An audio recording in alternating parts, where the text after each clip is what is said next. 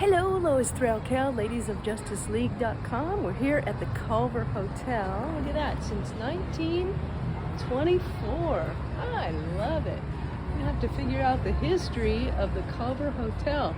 So this is placed on the National Register of Historic Places by the United States Department of the Interior. I love it. Okay, so what do we have here?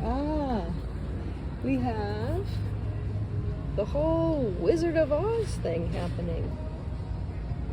The role of Dorothy was originally going to be given to Shirley Temple, but the director chose Judy Garland, whose most famous role remained the Wizard of Oz. 7 pairs of Dorothy's magical ruby slippers are believed to exist.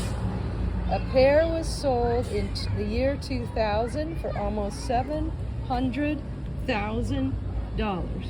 Wow! The Wizard of Oz and the Culver Hotel.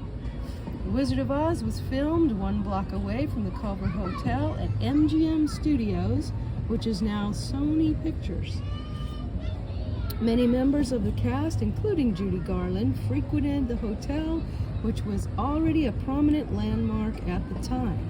The 1939 classic is based on L. Frank Baum's Frank spells his last name B-A-U-M''S, in 1900 children's novel, The Wonderful Wizard of Oz. Despite its age and intent as a musical fantasy for children, the film continues to generate a cult following and retains its status as one of the most beloved feature films of all time.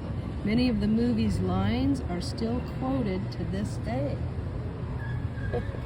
Love that. Okay, Lois Threlkel, ladiesofjusticeleague.com, all about beginning stories of the Wizard of Oz.